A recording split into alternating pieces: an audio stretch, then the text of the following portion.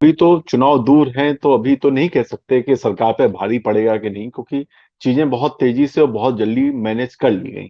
मेरी दो या तीन चीजों पे मुझे सवाल है या आपत्ति है कि देखिए, गोरखपुर कांड हुआ जो बहुत ही दर्दनाक था। उसके बाद फिर कानपुर में हत्याएं हुई, आजमगढ़ में पुलिस ने अपहरण करने की कोशिश की, और फिर आते आते निघासन हो गया। निघासन तो ऐसा हुआ था कि सिंहासन बदलने के लिए काफी था, जिस तरह हुआ था। उसके बावजूद उत्तर प्रदेश में, इतना बड़ा प्रदेश है लेकिन गृह मंत्री जैसी कोई पोस्ट नहीं है। ये कौन सा जिद्दी रवैया है, ये मुझे नहीं समझ में आता। जिस प्रदेश के डॉक्टर सप्पूर्णानंद गृह मंत्री रहे हैं, जिस प्रदेश के चौधरी चरण सिंह जी गृह मंत्री रहे हैं, वहां पे वो प्रदेश मुख्यमंत्री के अंडर में ही गृह मंत्री आता है। मतलब मुख्यमंत्री अपने भी अलग से जो 12 विभाग हैं वो संभालें, उसकी सारी फाइलें देखें, और फिर गृह विभाग भी देख लें। तो गृह विभाग वो चलताऊ विभाग नहीं है कि जिसको आते जाते रुकते थमते देख लिया जाए। ये एक पूर्णकालिक मंत्री होना चाहिए। और उत्तर प्रदेश में जब से एलआईयू का दौर शुरू हुआ, जहां पे वो नेताओं को रिपोर्ट करने लगे, जहां पे सर्वे रिपोर्ट एलआईयू के पास जाने लगी, तब से मुख्यमंत्री इतना अ, इसको इतना जरूरी विभाग उन्होंने मान लिया। उनको लगने लगा कि उनकी पार्टी के अंदर ही अगर ये किसी और को पता चलेगा तो उनके लिए दिक्कतें होंगी। और चीजें उसके बाद इस हालत पे आ गई कि अब गृह मंत्री जैसा कोई पद उत्तर प्रदेश में है ही नहीं। पहली बात तो मेरा इस पे था कि गृह मंत्री जैसा एक पद होना चाहिए। दूसरी बात कि इतना बड़ा कांड हो गया, फिर भी डीजीपी को तलब किया गया, ये हेडलाइन कहीं सुनने में या पढ़ने में नहीं मिली। क्या अब आप प्रतीकों को भी नहीं अपनाएंगे? थोड़ा सा लोकतंत्र चलता है लोक लज्जा के साथ।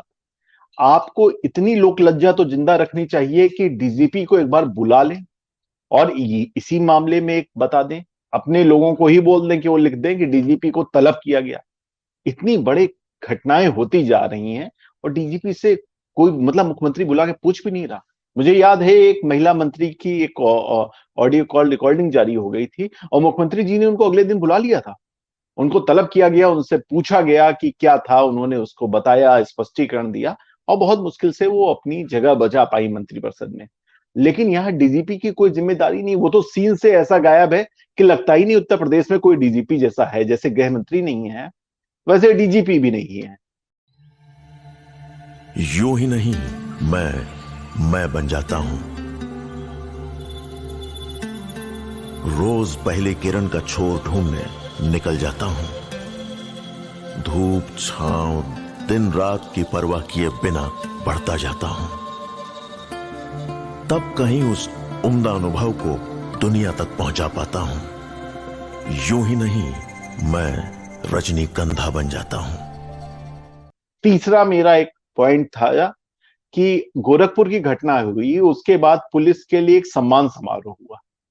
कल प्रधानमंत्री का अशोक जी कह रहे थे प्रधानमंत्री का लखनऊ वाला कार्यक्रम नहीं होना चाहिए। मैं उससे सहमत नहीं हूँ। वो एक्चुअली क्या है, अमृत महोत्सव पूर्व नियोजित कार्यक्रम था, पूर्व प्रस्तावित कार्यक्रम था, और प्रधानमंत्री के कार्यक्रम को नहीं हटाना चाहिए। उससे अंतर्राष्ट्रीय स्तर पे भी गलत छवि जाती है। वो ऐसा दिखता है कि भारत का एक हिस्सा लगातार लगता है जल रहा है, तभी प्रधानमंत्री ने भी अपने प्रोग्राम कैंसिल कर दिए। तो वो थोड़ा सा एक गलत छवि पेश करता। लेकिन गोरखपुर कांड के बाद जो पुलिस का सम्मान समारोह था, उसे जरूर निरस्त किया जा सकता था। चलिए, नहीं निरस्त कर पा रहे थे, लेकिन प्रोग्राम का एक हिस्सा, शुरुआत का एक हिस्सा भी उनको समर्पित कर दिया जाता। सीख से शुरू होनी चाहिए थी, कुछ क्लास लग जानी चाहिए थी। उस आयोजन को आपको एक अवसर के रूप में प्रस्तुत करना चाहिए था कि मुख्यमंत्री खड़े होकर पुलिस अधिकारियों को सीख दे रहे हैं कि कम से कम अब बाज आ जाओ। वो भी नहीं हुआ। तो ये जो तीन चार जरूरी कवायदें थी, ये नहीं हुई। अमृत महोत्सव को लेके एक दो सवाल भी उठे कि अमृत महोत्सव आगे बढ़ जाना चाहिए था। मुझे ये लगता है कि अमृत महोत्सव, अच्छा, इस शब्द को भी लेके सवाल उठे कि अमृत महोत्सव, मातम पे महोत्सव क्यों, लेकिन ये पूर्व प्रस्तावित प्रोग्राम था। यहाँ पे एक जरूरी सवाल ये है कि एक चीज जिस पे ध्यान नहीं गया, इससे ही इसी के बराबर एक बेशर्मी से जुड़ा उत्सव हुआ था। विनीता जी, जो हम लोग तीन लोग पहले से बैठे हुए हैं, और अगर आपको जोड़ ले तो चार लोग हैं इस जगह पे। हम सब लोगों ने कोविड की सेकेंड स्ट्रीम में अपने किसी संगी साथी को खो दिया होगा, नातेदार रिश्तेदार के किसी दूर को खो दिया होगा, निश्चित तौर पे खोया होगा, जिस तरीके की मारक तरीके से वो आया था। और वो जो सेकेंड स्ट्रेन गुजरी है, तो भारत सरकार ने एक टीका का प्रोग्राम शुरू किया, उसका नाम दिया टीकोत्सव। मुझे लगता है वो बेशर्मी थी। इतने बड़े मातम के बाद अगर आप टीका का प्रोग्राम लेके आ रहे हैं तो उसके आगे उत्सव नहीं लगना चाहिए, किसी भी हालत में नहीं लगना चाहिए।